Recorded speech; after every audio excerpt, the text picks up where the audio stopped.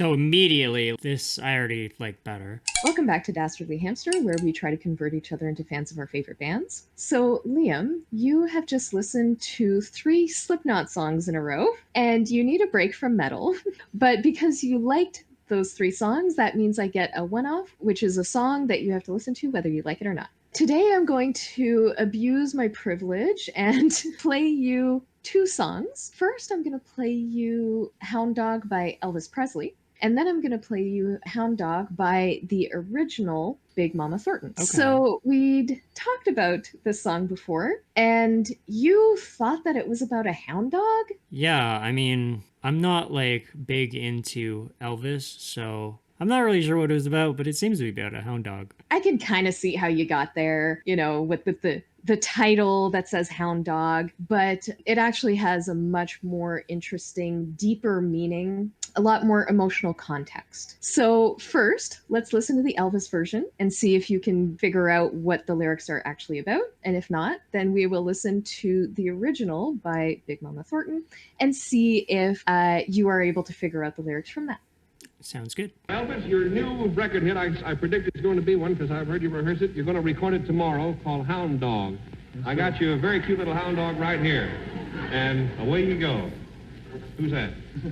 You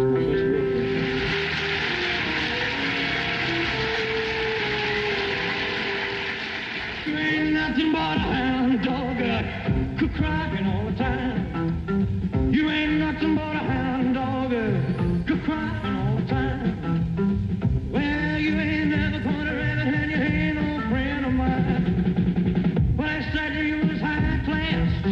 Well, that was just a lie. Yeah, they said you was high class. Well, that was just a lie.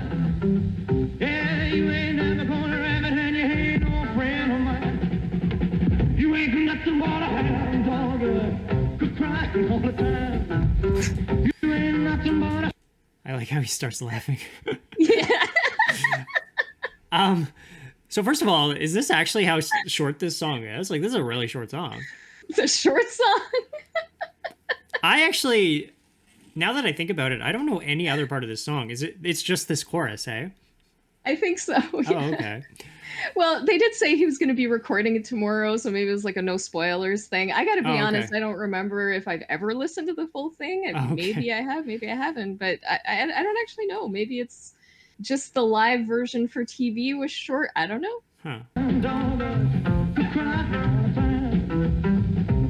You ain't never gonna rabbit. You ain't no friend of mine. You ain't never but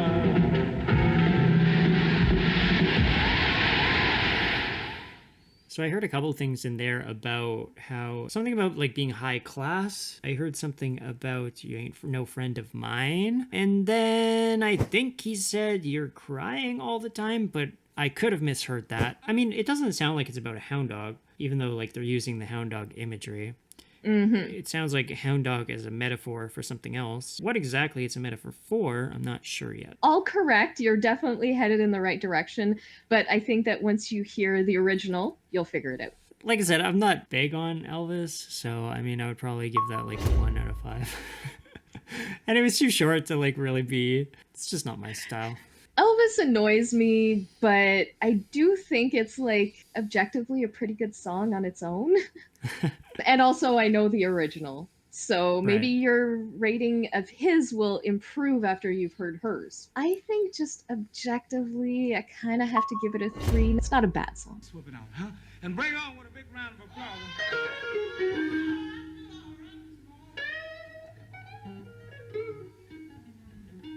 Yeah, I feel real good. I just want to let everybody know all about it. You ain't nothing but a hound. When Snoopy around the door. You ain't nothing but a hound dog. So immediately, this I already like better. It has a more full sound to me. I also like her voice better. Yeah.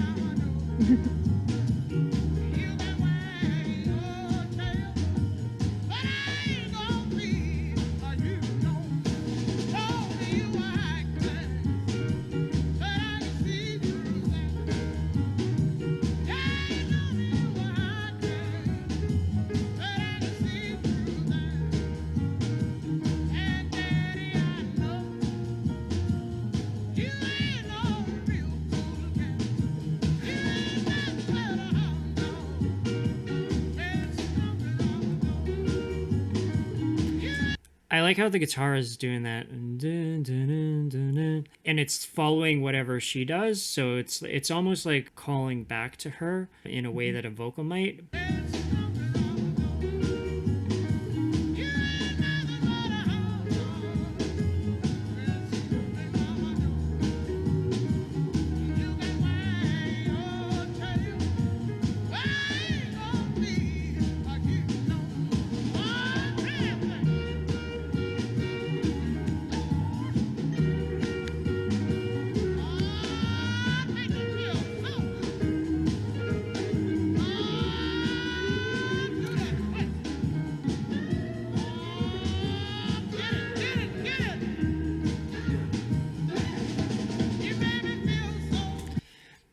I like when singers just like sort of yell nonsense. Kind of riff. Yeah. And she has a really strong voice too, so it works really well with her. At the time in the 50s, they were still pretty new with recording technology. I don't know how old she was at the time, but let's say in her 40s or something like that. So she would have grown up at a time before anybody could think about relying on having a microphone around. So everyone from back then had to be a belter. Oh, that's true. I think Marilyn Monroe was one of the first who figured out that she could like whisper into a mic. Yeah. Because most singers, the singing industry, came from plays and operas and stage shows where singers had to super project. It's not until right around the 50s, 60s where you started to a little bit have quieter singing.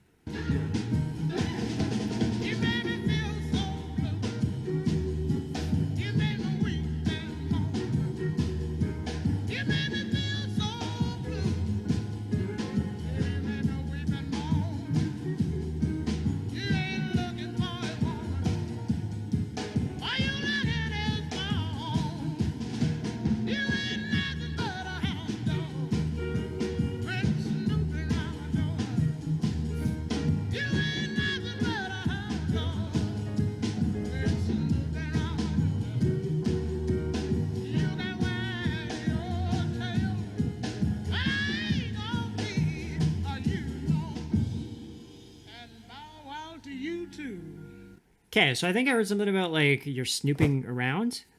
Snooping around my door. My door? Two thoughts from that. Either it could be infidelity or it could be some weird kind of stalker dude. You're getting there. At least you know that it's not about an actual dog. Right. My read of it is that it's about a promiscuous man Okay. who may be married because, you know, snooping around my door, it can be something related to infidelity, but more so I think it's just the idea of a man that makes a lot of promises and claims to be, you know, high class or something else that they actually are not. Right. And taking advantage of others. Maybe I know you ain't no real cool cat. You ain't nothing like a hound dog. Okay, so we're differentiating cool cat from hound dog. I guess they're polar opposites here. But yeah, this guy doesn't sound so great. Well, on the Elvis one, I had a different impression. It might just be because that one was a lot more upbeat and happy. Exactly. That one is still negative. It does say, the Elvis one says, see, you said you were high class, but that was just a lie. But it could be about a high class dog, or like a dog would not be high class type of thing. Yeah, I guess. It does say you ain't never caught a rabbit. I don't know what that would mean. I'll give this one a 3 out of 5. I thought I liked it a lot better than the Elvis one. I thought it was a lot more full. I liked the lyrics better. I feel I understood it better. I think anything less than a 5 out of 5 would just be ridiculous. It's not like my favorite song of all time, but it's so good. She's incredible. The voice on her. She also wrote a Ball and Chain that was one of the songs that made Janis Joplin so famous. Big Mama Thornton is really underrated, unsung pioneer of rock and roll. She had so much impact and nobody really knows about her. Not nobody knows about her, but very few and not enough. So thank you, Big Mama Thornton, for everything that you've brought to us and being a pioneer of so much incredible music and strong women singers that I love so much. Well, that's it for us, Hamsters. Spin your wheels down to that subscribe button. And give us a dastardly thumbs up.